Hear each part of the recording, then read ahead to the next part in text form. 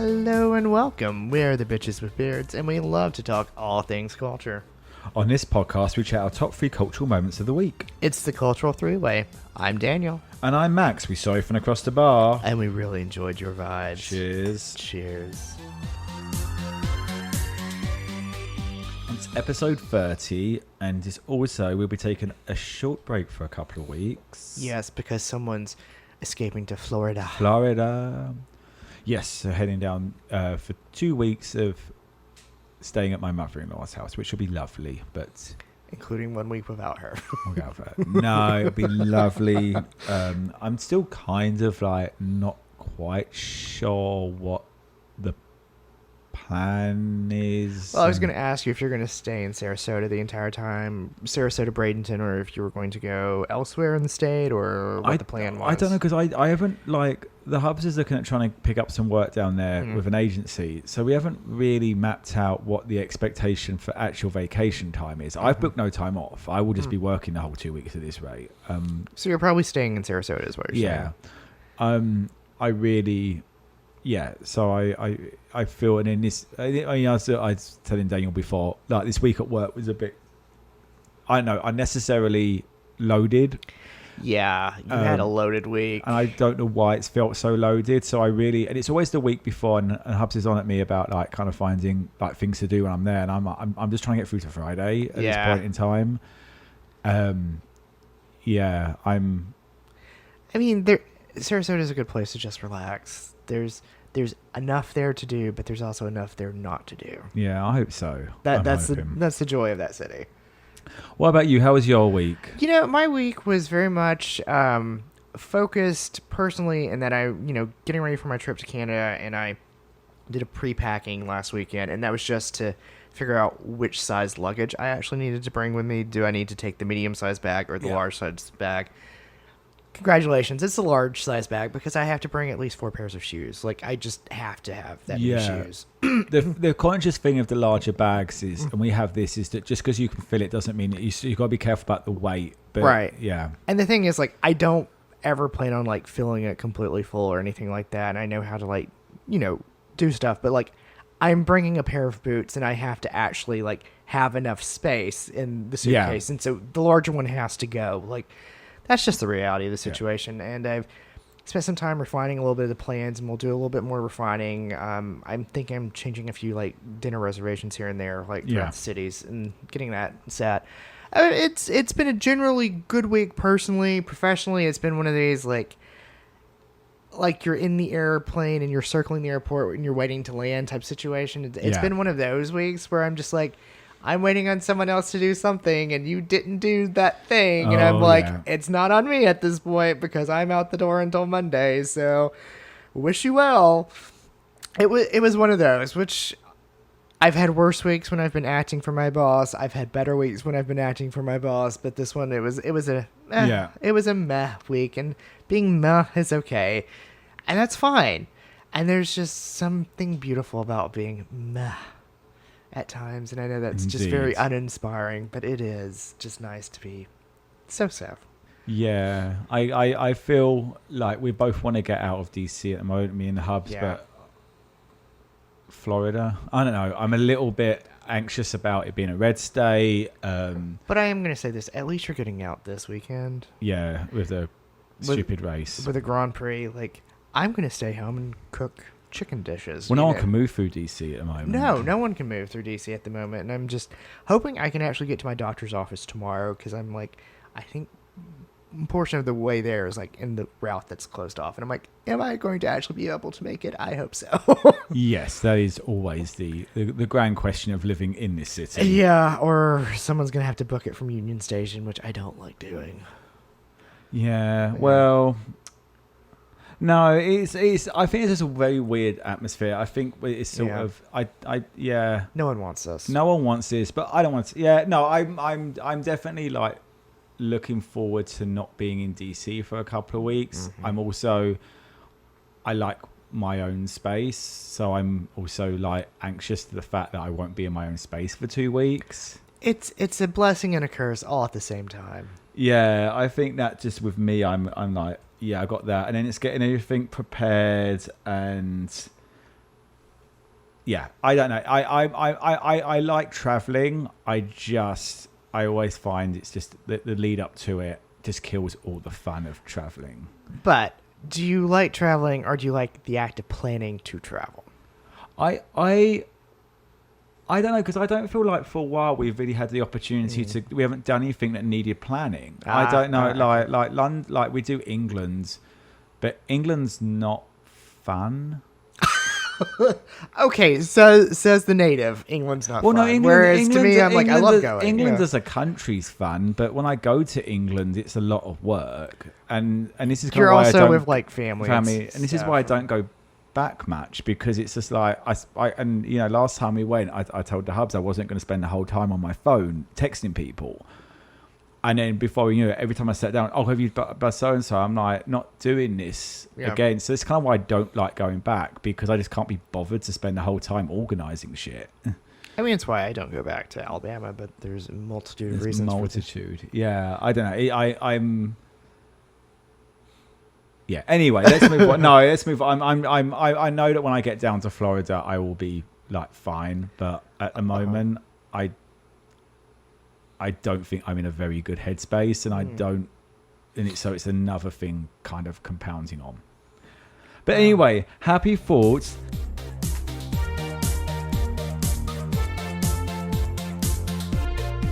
If I may not be in a good space, but let's get our extra person, our audience member, in a good space. Ooh, and now it's time to talk culture. So Daniel, what's been culture for you this week? Culture for me this week, I tried a brand new recipe called Casserole Marie Blanche.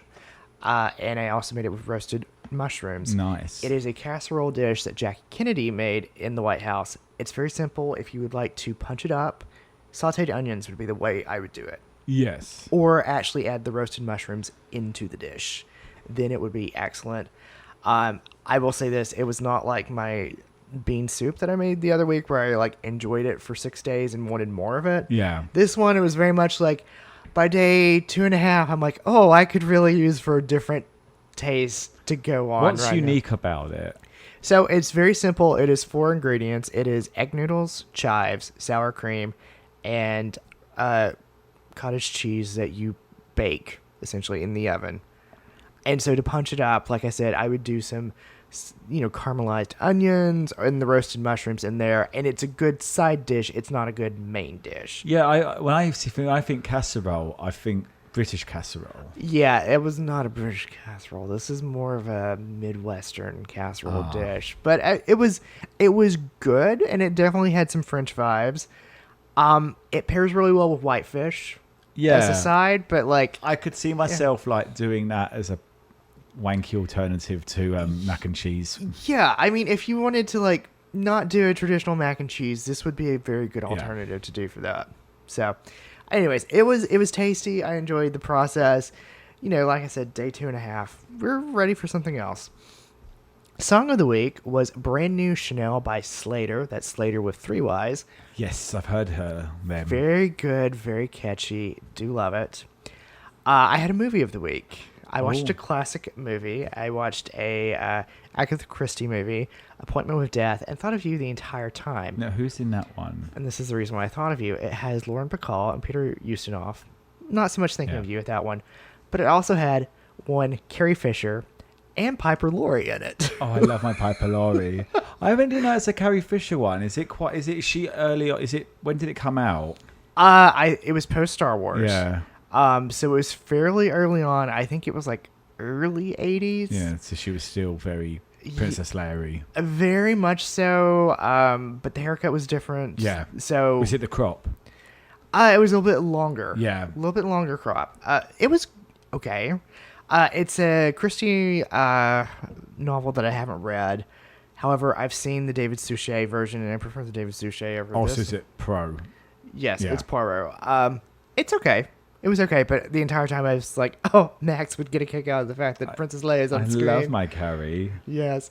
Anyways, what was culture for you this week? So culture for me, music. I had a bit of a weird music week, but I actually found myself like listening to a lot of Decemberists this week, or at least choice. like letting, and then also, like because of Spotify, like letting it play out afterwards. But I like the Crane Wife album. I don't know why I was in that sort of very kind of Americana reflective. I was just saying, it was a little bit nostalgic there. Yeah, no, I got into them. I got into the Decemberists through Kiki and Herb, the drag queen, because they did I Was Meant for the Stage, and then I started to listen to Sons and Daughters is a lovely song, but Crane Wife 3 is absolutely beautiful. So I was kind of into that. TV of the week, Jury Duty. Company Retreat, the sequel. The season 2. Yes, excellent. Absolutely. We're now going through like a lot of the makings of. They've added a lot more in on it. We think it's better than me and Hub think it's better than the first. Oh, good. But and if you're never unsure, you know, it's the one where it's the scenario is completely false, but there's one person that thinks it's real. It's a guy both times, and my theory, it being a guy, is it wouldn't work if a woman. I think a woman would see very quickly through it. And be like, absolutely not. But the one, and I don't want to give too much away, is it is funny what their reactions to what goes on and what happens, but it's not partial. It is extreme in places, but it's not partial, and actually it becomes more about the goodness of the person they've got there. And it's interesting to see someone who's put in some very weird how he reacts. And Anthony in the second one, really, like, the Hubs was in tears by the end of it. Like, it was really quite sweet, but no, definitely worth watching. And then my movie of the week is Teenage Sex and Death at Cat Miasma. Do tell about this one. So it's I got it. I had to get up because I can never keep getting the name of it. So it's Hannah Einbender and Gillian Anderson, and it's set in Camp Miasma. Is a series of movies, very much Friday the 13th, about Little Death. It's a slasher, and it starts off at Camp Miasma, and then the films kind of get a little bit, stupid.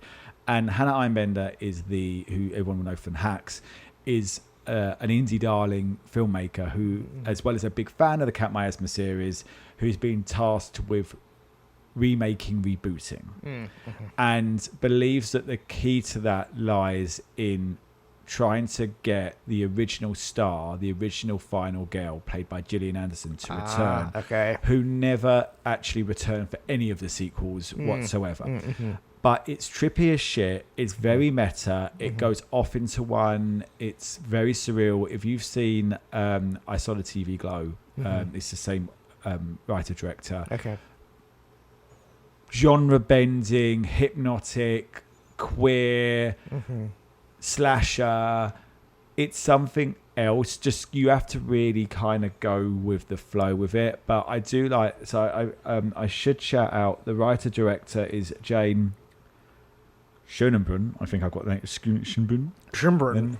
But I do like them as a artist. They have been quite outspoken recently about a couple. I can't remember quite what they said. They're very strict about their views, shall we say. And a couple of times I'm a bit like, ooh, that's a bit much. But nothing too controversial, but at the same time, maybe we can relax. Anyway, that's not for me to say.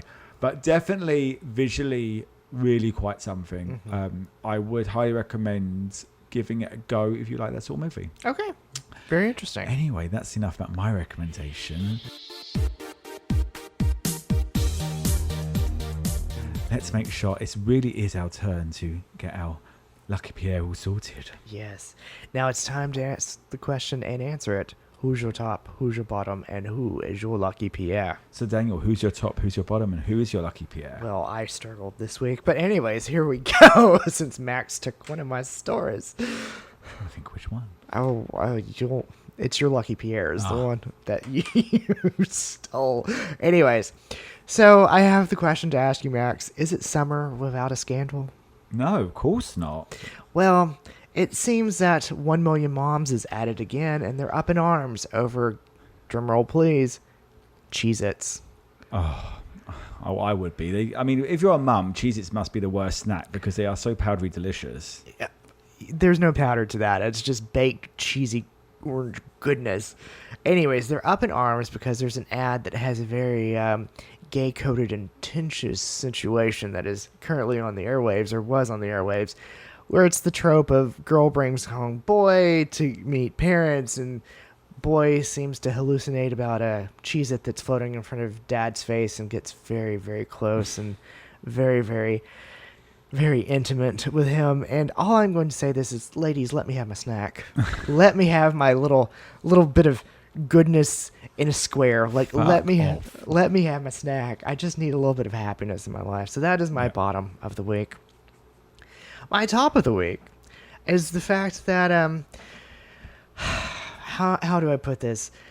That there has been a bit of a clash of cultures, so to speak, that is going on, and that fashion is meeting true crime, for lack of a better word. Okay, I'm very curious. So I want you to think back to one of your favorite things of all times. Star Wars. No, not that favorite thing. Think back to another favorite thing of yours that helped launch the first podcast we did together. Oh, Gwyneth Paltrow's ski trial? Yes. You got it. You got it. And think back to that marvelous fashion that she was wearing. Yes, it was the black suit. A lot better than the lawyers would have been. Yes, absolutely. So it turns out that one gay fashion designer, Marc Jacobs, Nice. has said that he is willing to dress one Luigi Mangione for his court trial. What do we think about this? I think there's a fine line. I think that, yes, it's very hard because look, full disclosure, I had my MRI last week cancelled because United Healthcare refused to cover it. Yeah. So you're saying you're following a certain way. And I think that, I feel that he has allegedly killed someone. I do, but is he pleading guilty or not guilty? He's pled guilty to stalking. Stalking, okay. But not necessarily murder. Murder. So it's the whole thing, and at the same time is, this guy is cool as a cucumber, and you have to start to wonder. I mean, your hubs has feelings about him. But he's a very good looking, but there's a lot. I mean, there's a lot to it. There's a lot to it. There are layers. And I'm kind of wondering, he's a sociopath. But yes. The answer is yes. So you've got a lot going on, and someone did die, but then at the same time there's probably a lot of blood on multiple hands, but for policies that. So I think no one's clean. No one is clean. So whether or not just elevating, I feel that if Marc Jacobs was to dress him in a way that brought questions to the forefront of it, that asked questions about, the status of the system, maybe. I don't know that Marc Jacobs is going to do that. Yeah, no, it's interesting. Yeah. Anyways, just a little food for thought. We'll see how this one plays out. But yeah. Anyways, so now it is time for the Lucky Pierre of the week. And I think one could say that school is back in session, or is about to be back in session, depending on where you're at, so to speak. It was announced last week that Prince George is about to attend Eton. And right on the heels of that lovely news of him going to that public school, someone just couldn't give him 10 minutes in the spotlight. No. It's a big thing, actually, and for those that don't know, is when our future monarch does go, it's not huge and not followed. It's big because essentially after they've gone, the doors are closed. Yes. So they are sent off, photos are taken, and then they matriculate in, and they're gone. They're gone. So, anyways, it was announced literally yesterday that the Sussexes are returning to England because when Archie and Lilibet, who is unfortunately named, are going to be starting school outside of London, to be determined in a location unknown, because their parents have decided to move them out of Montecito, California, back to their motherland. So it was announced that they are going to be living in a non-royal residence, to be determined what that means. But assuming it's not in the portfolio, as also where is it going to be? Cotswolds? Northamptonshire? Who knows? They're all outside of London, whenever you give that description. Yeah, but it will be north of England. North of England. So apparently, His Majesty found out this weekend that they are moving back as of tomorrow, apparently. They will not be returning to royal duties. They will, because the rule of being half in, half out and it not working is still applying in this situation. It is to be determined how much interaction that they're going to have at private family events, but they will not be representing at royal events. And the question of who is paying for the security has not yet been resolved, because that came to head in June. So he still does have a lot of scrutiny on him. I think that's the thing. At the end of the day, Harry is still lumbered somewhat with that. Yes. Thoughts? It's a bit of a mess, really, isn't it, to be honest? It is. It is a hot mess that keeps on giving. It so does. much. The thing is, Martha Stewart has spoken about Meghan Markle and made it very clear that, not in actually a very diplomatic way, and said, she tried her hand at domestic goddess and tried to transition from actress to domestic goddess, and it's not easy. And I know a lot of people out there that really didn't. There's a lot of cookbooks out there at the moment, and there's a lot of celebrity cookbooks out there. But they're cookbooks. They're compilations of stuff. Or there's like Davina McCall is out. Like she hosted Big Brother for years. She lives a sugar-free diet, so she has her ones are very sugar-free, and you get like people do a lot of. These are my family recipe books and that, and it is hard, but they're selling cookbooks. Yeah. And even you've got people out there like who do Bake Off who release their own. They I think they release one, they do one, they're very proud of it, and they go about their life sort of thing. Yeah. But to completely try and say you're a domestic goddess, it was hard, and I wonder whether, and it did not work because she was didn't not read. Worried. Because no one knew that was it, and it was all very that. And whether or not they're going to do this and re-angle it for like maybe Netflix have said we'll do one more. I think they're not supporting it as much, are they? They're not supporting it at all, from what I can tell. So whether or not she might potentially, someone might say, okay, an American Princess in the Cotswolds or something. Let's see if we can sell that. But it won't be of a budget of significance. Well, and I don't know if there's, no pun intended, too much of an appetite of that over there. Is there? I think it's going to be very. It's going to be clicky. I do in some ways feel bad for them. I think that they really have misread the room on it, and I think there's a lot. Yes. And we're not sure what happened behind closed doors. They ran towards those red flags. Yeah. And I know the royal family is still, even though it's relaxed, is still pretty uptight for relaxed. There's a ton of stuff that's gone on, and as someone who's also like between me and the Hubs have a lot of issues with our siblings, is that it is easy for things to be said and not whether or not they're going to try and soften. I think there has to be some level of apology. I really just still don't get why there was such an all or nothing. Yeah. With the whole thing. I really am just very confused as to why, in order for them to go to LA, they had to completely. It wasn't just a case of we're going to go. The plan is we're going to go out here, have kids. When they start to get to school age, we'd like to have them educated in England. Could we just have a breath from the spotlight? 5 years off or something. I'm still very curious about what I can't come to a final thought until honestly I know what was said in that moment. And who's to say you'll ever know? Exactly.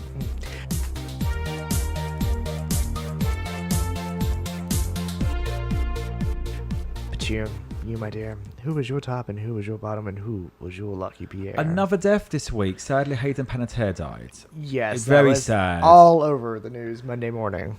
She had been suffering from postpartum. She's had a lot of struggles over the years. I first remember her in Ally McBeal when she came in her last season to play the long-lost daughter. And then she did Heroes and then Nashville. She was a talent who had her struggles, had her demons. It's incredibly sad. I think that, though, her death has been really spotlighted as a failure of the system. Yes. A failure to protect people. And if that's something that can shine from this, but overall, like, it's about the Ice Princess movie and her and Michelle Trachtenberg now sadly gone. And I think there's been a lot of very sad statements. Jack Coleman, who played her dad in Heroes. I think the saddest one is Alexa Vega, who was in Spy Kids movies, and she said, I'm like the last one left out of that generation, that little group of us. Yeah. And Devay Chase was the other one. And she just died this year. You know, it's like, it's just, it's tough. Yeah. My top of the week is the Wetherspoons pub, a chain in England, most famous for cheap beers and cheap food, but Good Times have said they are sick of hearing people play music on their speakers, on their phones, and having like speakered phone calls, and they are going to be banned from moving forward. Congratulations. That comes from the boss. So it is hard to tell how they plan to enforce said thing, but hopefully there will be enough of a... Phones and beers. Beers, yes. I'm all for this. And my stolen Lucky Pierre this week. You stole this from me. But you got... I think one of us would have ended up doing Meghan and Harry. Yes, absolutely. But it was one of these... I had it as a top. I didn't have it as a Lucky Pierre. My Lucky Pierre is that the 10 Things musical is coming to Broadway. Yes. Lena Dunham's writing it, and Carly Rae Jepsen's writing music for it. Yes. I'm very excited. I mean, I love 10 Things. I love Lena Dunham's writing. I know she's can be a bit divisive as a character, but she's talented, and we have waxed very lyrical about Carly. We love Carly Rae. I'm imagining that it's going to be very much a homage music. I've heard this before. I think Clueless went that route where they took song beats and they made their own. Yes, because that was suddenly I see Katie Tunstall did Clueless. Yeah, it's one of these. I don't think it's going to be a pop musical. Jukebox musical. Yes, jukebox musical. I do wonder whether or not the encore will be "I Want You to Want Me," because that song is so iconic as they go over the high school. I do wonder whether or not I just think you can hear that in it. But there also has to be "I Want You, Baby" number, like with the music band. Yeah, but that's going to be I reckon that's going to be the opening of Act 2. Oh, yes, clearly that's the opening of Act 2. So whether or not they might pepper some stuff in. My vibes quickly, I don't want to be rushed over with this though, is, if is it going to be set in the 90s as a nostalgia fest, allowing for some cheeky little, maybe 30-year-olds attitudes. I'm very curious. The outspoken cat in it at the end declares her love for Patrick, and will that still happen? Or because it was an iconic poem. But how are they going to change that to make her less of the "I'm giving myself to you"? Yeah. So do you think there's going to be a lot of modern re-anglings? Do you think they're going to be able to keep the tone of the original while making it slightly more modern? So I think, here's the thing. I think that any and all possibilities are open. Yeah. The thing is, I think that you could either take it and keep it, not beat for beat, but you could keep it essentially the same, and you could do more of the grungy pop of the era that was going on, but that's not necessarily Carly Rae Jepsen. So I think they're probably going to have to reinvigorate it with something just a little bit new, a little bit more nuanced, and I do think that they'll probably skew it a different way with her with the poem. Yeah, but it will still be there. It will still be there. The sentiment will still be there, and she'll still have her moment, if that makes sense. Well, it's like in a Little Mermaid musical. At the end, she now pilots the ship into Ursula, not Eric. Yeah. Little things like that. Yeah. Anyway, Daniel, talking about piloting ships, as the helicopter starts spinning around us as we sing out a fate song, what is going to be culture for the next couple of weeks for you? Culture for the next couple of weeks, literally the next 3 days is going to be Grand Prix, getting through that. And then, really just wrapping up stuff so that I can go off and actually have a vacation. Nice. I think I'm just going to hope that work wraps up nicely tomorrow so I can take it a nice little package bow with me to Florida. I want to do a lot of reading and writing. I need to find a way to take a break, so we shall see.